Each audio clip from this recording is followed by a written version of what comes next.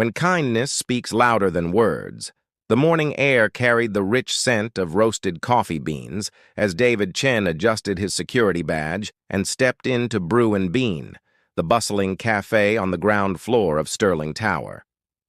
At 32, David had learned to find peace in simple routines. His shift at the office building upstairs wouldn't start for another hour, but he liked to grab his coffee early before the real chaos began. The cafe was already alive with the morning rush. Business people in sharp suits tapped impatiently on their phones while baristas called out names over the hiss of steam and the gentle hum of conversation. David took his place in line, observing the familiar dance of urban morning life. 3 people ahead of him stood a woman who seemed different from the usual crowd. She wore a crisp white blouse and a navy skirt that spoke of professionalism.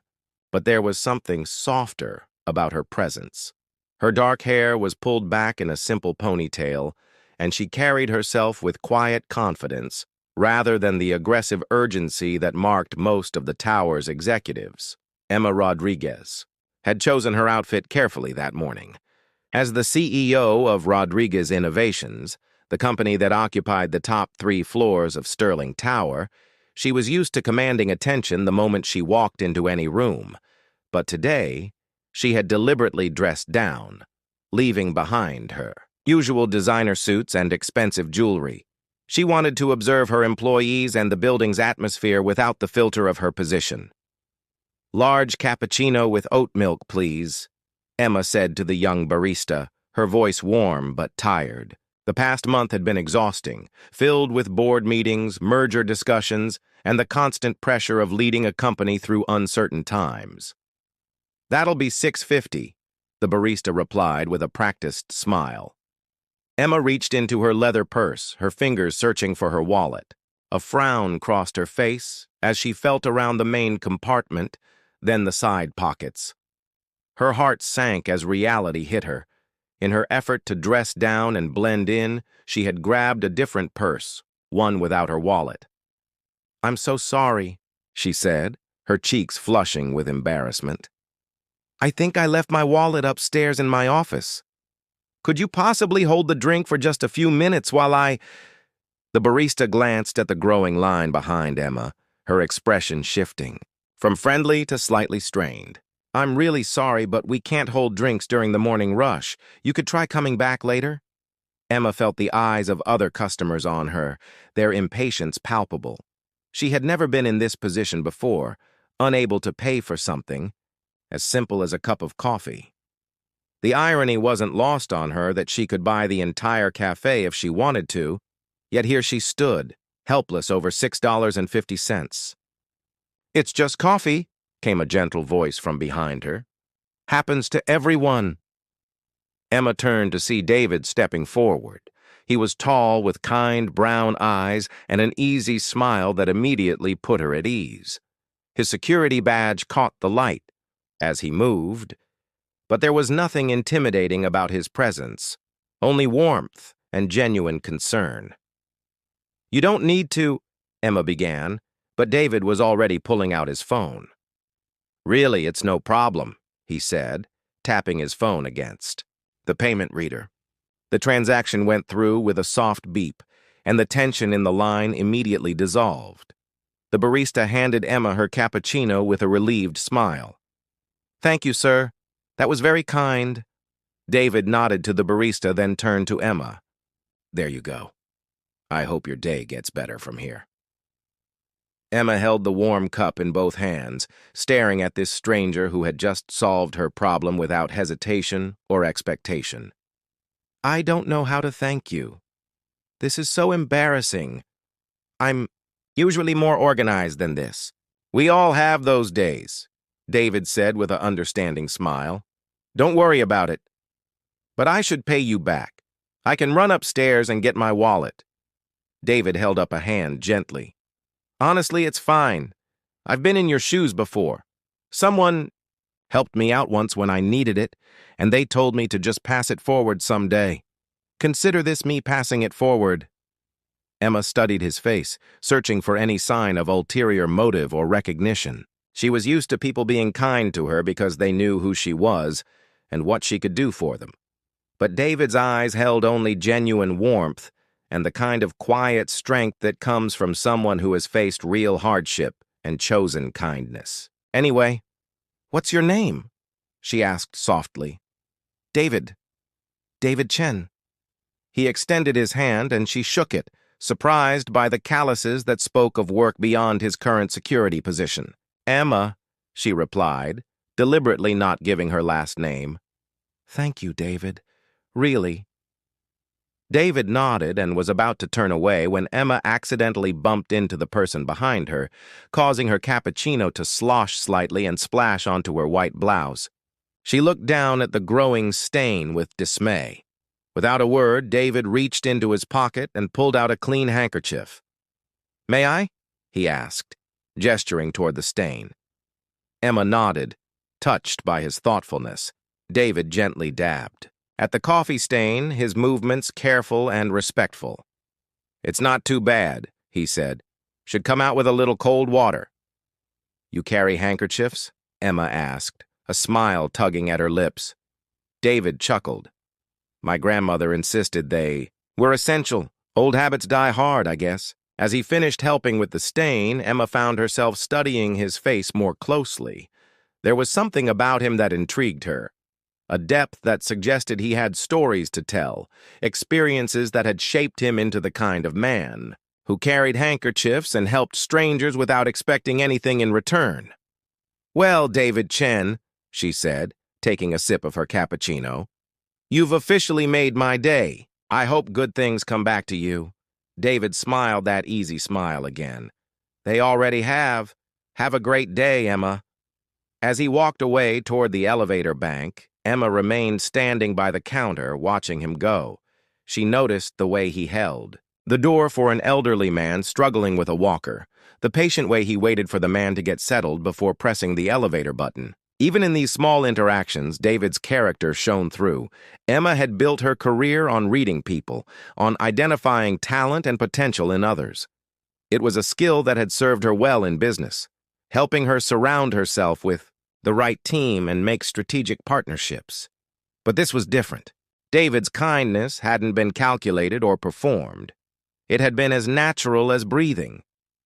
As she finally made her way to her private elevator, Emma found herself thinking about the encounter.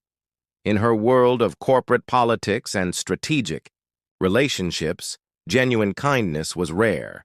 People were nice to her because she had power, because she could open doors or write checks that could change their lives. But David had helped her simply because she needed help. Settling into her office on the 32nd floor, Emma couldn't shake the image of David's gentle hands dabbing coffee from her blouse, the way he had stepped forward without hesitation, when she was embarrassed and stuck. She had been CEO of Rodriguez Innovations for 8 years, had built the company from a small tech startup into a major player in the industry.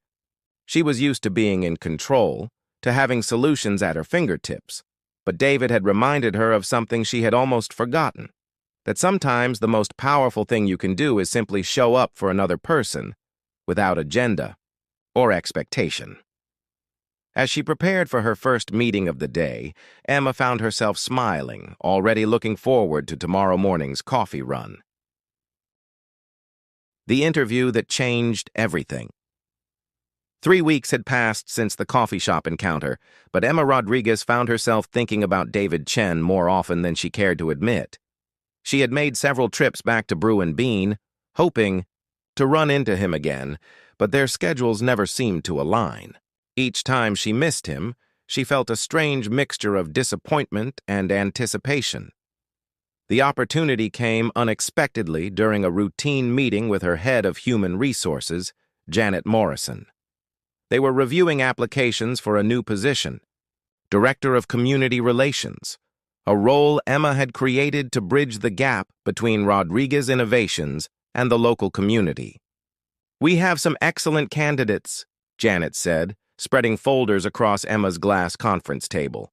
"All have impressive backgrounds in public relations and community outreach." Emma nodded absently, flipping through the resumes. The candidates were indeed impressive. graduates from top universities, experience at major corporations, all the right credentials. But something felt missing.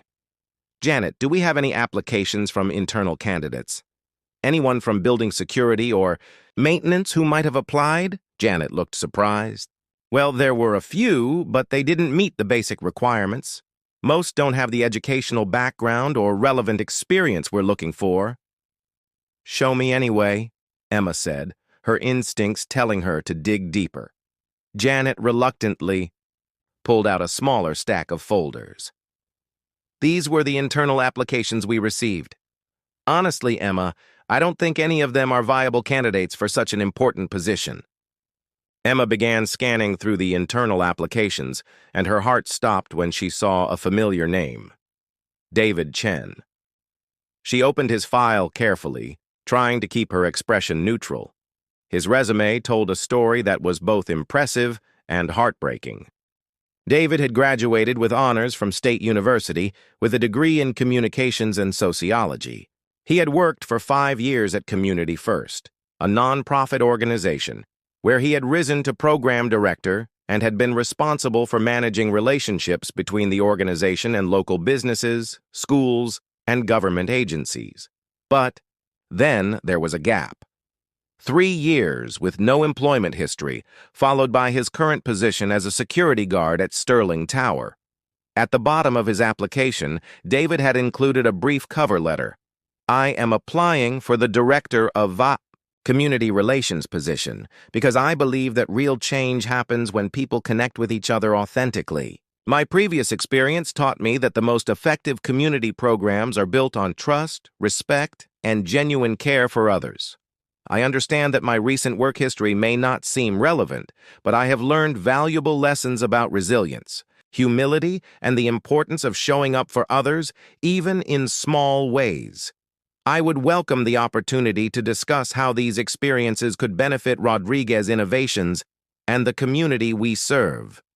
Emma felt her throat tighten as she read his words. She looked up at Janet, who was watching her with confusion. Tell me about David Chen, Emma said carefully. Janet glanced at the file. He's been working security here for about 2 years. Good employee, reliable, well-liked by the staff. But Emma, he has no relevant experience for this level of position. His background is nonprofit work, and there's this unexplained gap in his employment history. It would be highly unusual to schedule an interview with him, Emma interrupted. Emma, I really don't think... Janet. Emma's voice carried the quiet authority that had helped her build her company. Schedule the interview, today, if possible. 2 hours later, David Chen sat in the same conference room where Emma had first reviewed his application. He had changed out of his security uniform into a simple but well-fitting navy suit that he had borrowed from his roommate. His hands were steady, but Emma could see the questions in his eyes. Emma had also changed, trading her usual executive attire for a more casual blouse and slacks. She wanted this conversation to feel different from a typical corporate interview. David, she began, settling into the chair across from him. Thank you for applying for this position. I have to admit, I was intrigued by your application. David nodded. I appreciate the opportunity, Ms. Rodriguez. I know my background might not be what you typically look for in candidates for this role. Emma smiled slightly. Why don't you tell me about that gap in your resume? 3 years is a significant amount of time. David was quiet for a moment, his gaze dropping to his hands. When he looked up, his eyes held a vulnerability that reminded Emma of their first meeting in the coffee shop. 3 years ago, my wife was diagnosed with early-onset Alzheimer's disease, he said quietly. She was only 31. I left my job at Community First to take care of her full-time. She passed away 18 months ago. Emma felt her heart clench. I'm so sorry, David. Thank you, he said simply. It was the hardest thing I've ever been through, but it also taught me things I never could have learned otherwise. About patience, about being present for someone when they need you. Most about finding dignity in small acts of service. Is that why you took the security position here? David nodded. I needed something steady, something that would let me rebuild slowly. The security job gave me structure and time to process everything that had happened. And it taught me about this building, about the people who work here. I've watched Rodriguez Innovations from the ground up, literally. I've seen how your employees interact with each other, how they treat the maintenance staff, how they handle stress during busy periods. Emma leaned forward, intrigued. And what have you observed? You have good people working for you, David said. But there's a disconnect between the executive floors and everyone else. The cleaning staff, the building maintenance workers, the food service employees, they all have insights about this community that could be valuable, but no one asks for their input. A true community relations program should include everyone, not just the people with impressive titles. Emma felt a spark of excitement. This was exactly the kind of thinking she had been hoping to find. "David, do you remember me?" she asked suddenly. He looked confused for a moment, then his eyes widened with recognition. "You're Emma from the coffee shop. The cappuccino with oat milk." Emma smiled. "That's right. You helped me when my card was declined. I had no idea you were—" David started, then stopped. "Wait, did you arrange this interview because of that? Because if so, I appreciate the kindness, but I don't want charity." Emma shook her head firmly. "David, I reviewed dozens of applications for this position. Yours was the only one that talked about authentic connection and showing up for others. The coffee shop incident just confirmed what I already suspected from reading your application, that you understand what real community relations looks like." She stood and walked to the window, looking down at the street below. "I built this company because I believed technology could make people's lives better. But somewhere along the way, I think we lost sight of the people part of that equation.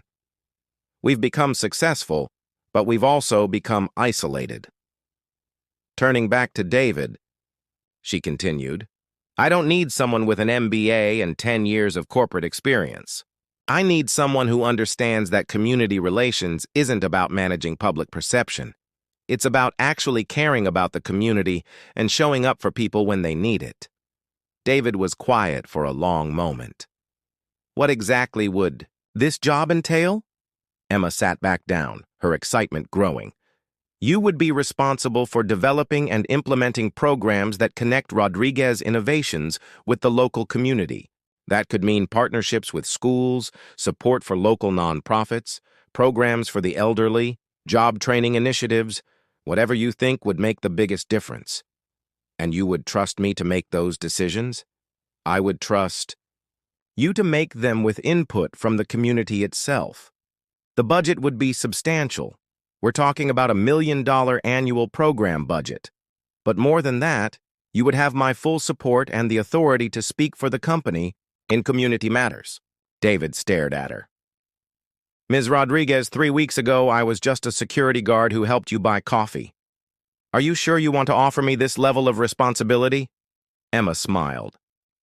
"David, 3 weeks ago, you saw someone who needed help and you helped them, without knowing who they were or what they could do for you in return. That tells me more about your character than any resume ever could." She reached across the table and placed a folder in front of him. "This is a formal job offer. The salary is competitive, the benefits are comprehensive, and the opportunity to make a real difference in people's lives is unlimited. But I need you to know that I'm not offering you this job because I feel sorry for you or because I owe you something. I'm offering it to you because I believe you're the right person for it." David opened the folder and scanned the offer letter. The salary was more than double what he made as a security guard, enough to give him real financial security for the first time since his wife's illness. "There's one condition," Emma added. "I want you to know who I really am and what you're getting into. Rodriguez Innovations isn't just any tech company. We're one of the largest employers in this city, and our community programs will be highly visible. There will be pressure, media attention, and people who will question whether you deserve this opportunity.